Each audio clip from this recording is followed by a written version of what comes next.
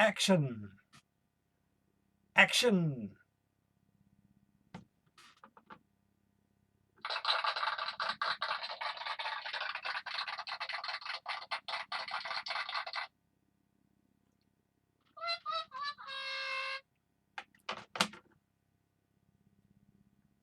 We are going to talk about the virus. Look,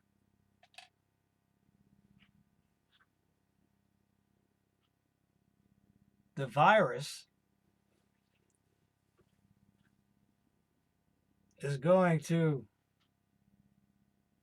last much longer than people think. It's been around only for a year.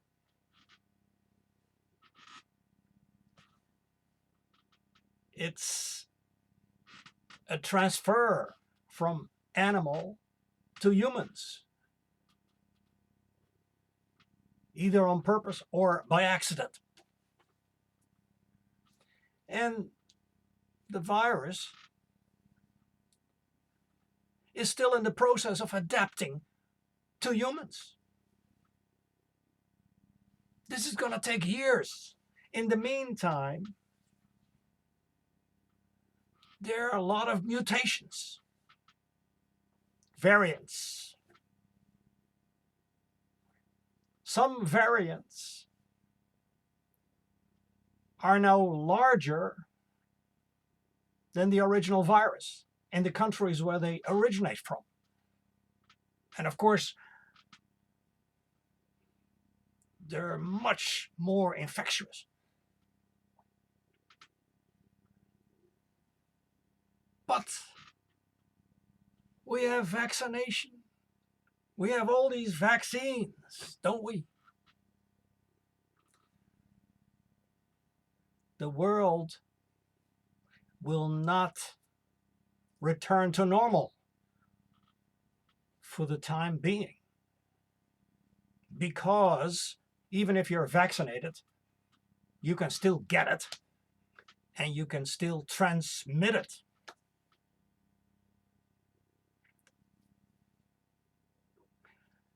And then, of course, the vaccines have to be tweaked all the time, which takes time, maybe 6 to 9 months.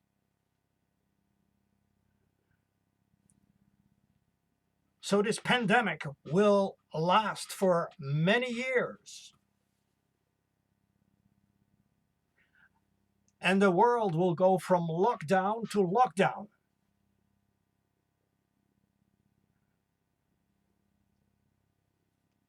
That's why you should be prepared for very tough times. Mind you, this has happened before, centuries ago.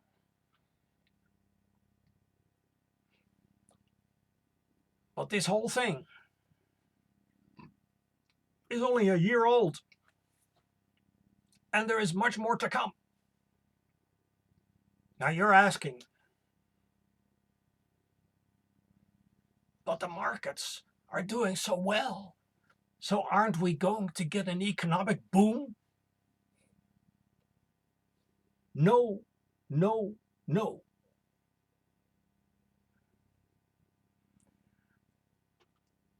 We are faced with a peak in credit, a peak in asset inflation, a peak in consumer price inflation, because we will suddenly discover that all this monetary stimulus,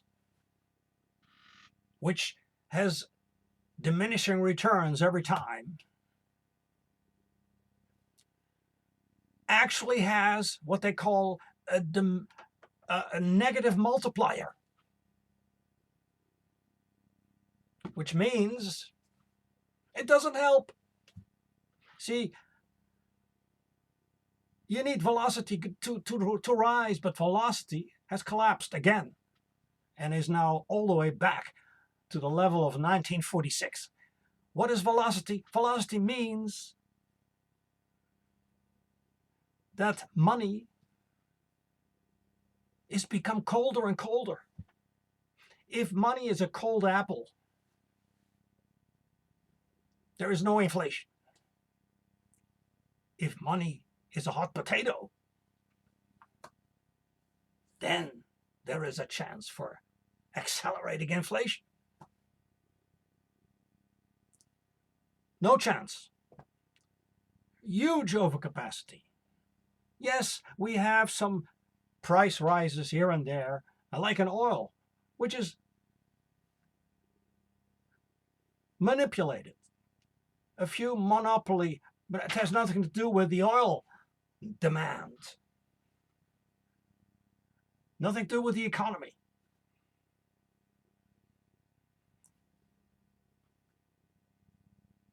We could have a crisis. And then, just like 2008, just like 2000, just like 1990 in Japan. And then we will have a lot of assets declining in value 30, 40, 50%. And interest rates will collapse again. And of course, bond yields will collapse again. So what has happened? The yield on the 30-year US Treasury, which is about the safest asset you can imagine, had collapsed from an average of about 5% all the way down to below 1%. Then it went up again.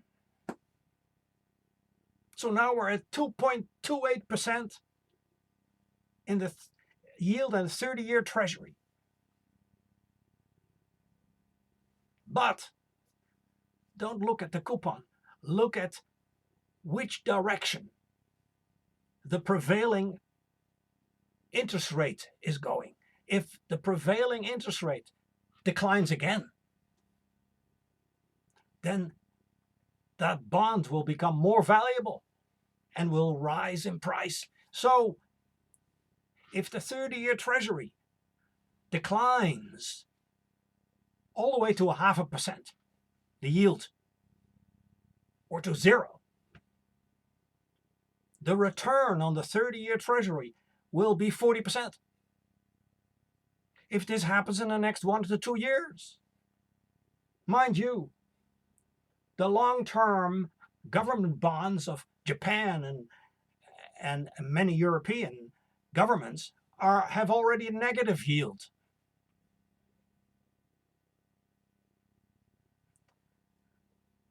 And look what's happened to the dollar. It had gone up in the last 3 months, which is very deflationary because most debt is in dollars. So what is everybody doing? Everybody's short U.S. Treasuries. They were, and still are, short the U.S. dollar. And they were wrong again. See, when the herd bets on something, then things become interesting because you take the other side. You may have to wait a while. But the rise in yield on the 30-year Treasury makes the 30-year U.S. Treasury an incredible buy because you have to worry about deflation, not inflation. The trend is totally the other way of the last 50 years. The debt is so high as a percentage of the economy that all economic growth and all inflation is temporary. Temporary.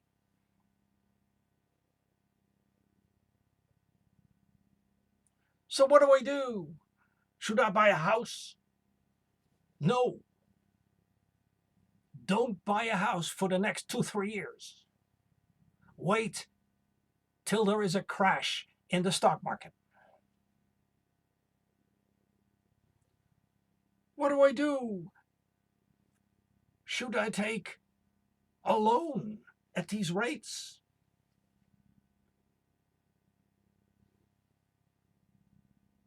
If you can help it, don't.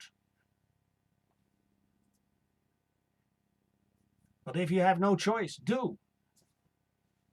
Because if you have a crisis coming up in the next few years, credit will be very hard to come by. The banks will be unwilling to lend. But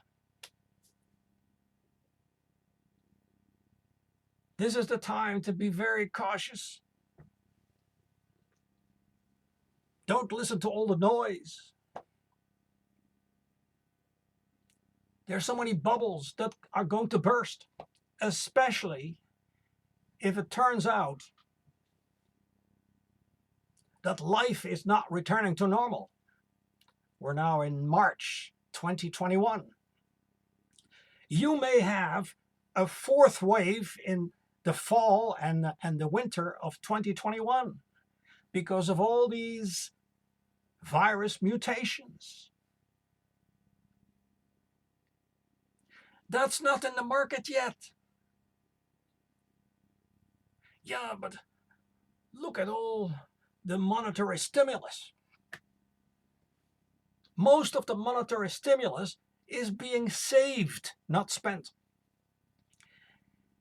Most of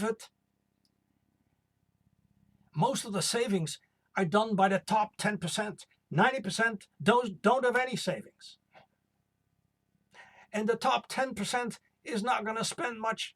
They have already got everything. We're not getting a consumer boom. We're not getting life going back to normal. This is the time to be patient and have a very big cash position. And no matter what the interest rate is, have a lot of liquidity, because you will get huge buying opportunities in the next few years as most people will be in big trouble. There will be many bankruptcies, many more. No, the governments cannot go on saving everybody.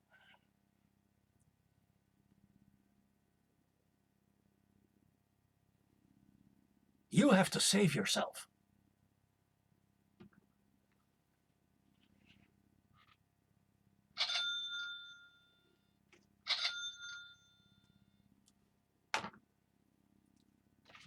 Until the next time,